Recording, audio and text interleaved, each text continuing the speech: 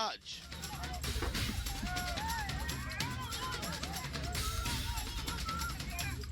ED के सूत्रों से मिली जानकारी के मुताबिक शंकराध्या की गिरफ्तारी का मकसद पूछताछ के जरिए करीब 1000 करोड़ रुपए के उस घोटाले की सच्चाई से पर्दा उठाने का है, जिसे लेकर दावा किया जा रहा है कि पश्चिम बंगाल की राजनीति में उथल पुथल मचा सकता है, क्योंकि ईडी को शक है कि ये घोटाला पश्चिम बंगाल में करीब 1 दशक से जारी है, जिसमें घोटालेबाज कई सौ करोड़ की काली कमाई कर चुके हैं।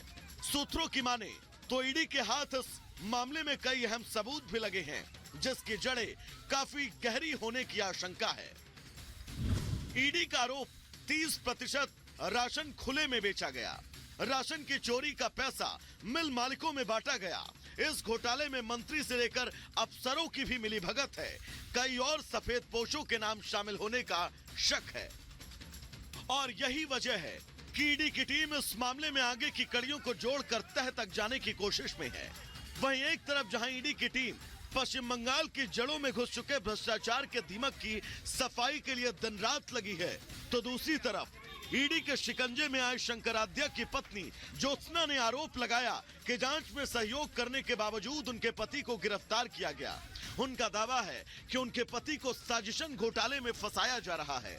हालांकि 24 परगना में उनके खिलाफ जांच के लिए पहुंची ईडी की टीम पर जिस तरह से हमला हुआ, उसे लेकर उन्होंने कोई बयान नहीं दिया, जबकि बीजेपी इस मामले को रोहिंग्या से जोड़कर बंगाल की सियासत गर्म कर रही है। शाहजहां शेख के वहाँ पे जिस तरीके से ईडी के अफसर के ऊपर प्रेस के ऊपर जो हमला हुआ है, वो दिखाता है कि बंगाल में रोहिंग्या मुस्लिम जो है उनको घुस के बंगाल की पूरी लॉ एंड ऑर्डर को क्या कर चुके हैं। और ये जो ईडी के साथ हो रहा है, ये सिर्फ ईडी के साथ नहीं हो रहा है, ये अपना बंगालियों का फ्यूचर दिखा रहा है। बंगालियों के साथ भी ऐसे आगे आने वाले समय में होने वाला है। हालांकि बीजेपी जहां इस मामले में रोहिंग्या को जोड़ रही है, तो टीएमसी इस पूरे मामले को उकसावे की कार्रवाई करार दे रही है। टीएमसी नेताओं का आरोप है कि बीजेपी इरादतन केंद्रीय जांच एजेंसियों का गलत इस्तेमाल कर रही है।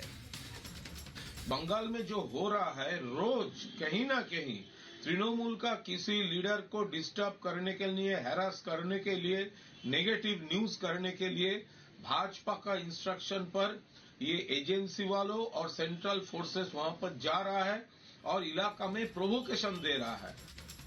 बहरहाल आरोप प्रत्यारोप जारी हैं, लेकिन यह तय है जिस तरह पश्चिम बंगाल में घोटाले की जांच कर रहे आरोपियों के खिलाफ जांच कर रही टीम पर जानलेवा हमला हुआ, वो ये साबित करने के लिए काफी है कि पश्चिम बंगाल में कानून व्यवस्था नाम की अब कोई चीज नहीं बची है। Bureau report, Republic Bharat.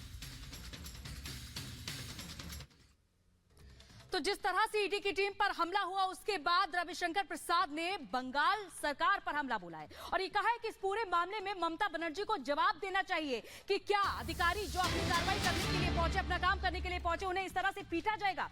आखिर विपक्ष डरता क्यों है कार्रवाई करने से, कार्रवाई से बचता क्यों है? तो ये कहना है रविशंकर प्रसाद का। उन्होंने हमला बोलते हुए कहा है कि ममता बनर्जी को अब इस पूरे मामले में जवाब देना चाहिए। आपको बताते चले, राशन घोटाले के मामले की जांच करने पहुंची थी ईडी की टीम, लेकिन उन पर हमला कर दिया जाता है। जवाब ममता जी को देना चाहिए और तथाकथित इंडिया गठबंधन के लोगों को देना चाहिए।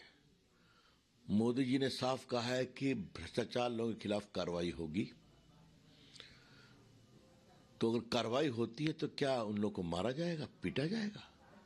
ये नहीं चाहते हैं कि जांच हो, क्योंकि जांच होगी तो इनके और घपले पकड़े जाएंगे। एक भी भ्रष्टाचार का केस झूठा नहीं है। सैकड़ों करोड़ की रिकवरी हो रही है। फिर भी देखिए बेशर्मी कि जांच करने आओगे तो हम उन पर हमला करेंगे जानलेवा। इससे बड़ी कोई बेशर्मी की बात हो सकती है? यह है बड़े सवाल। तो हमारे मोदी जी भी उतने ही सख्त हैं कि भ्रष्टाचार के खिलाफ कोई समझौता नहीं होगा।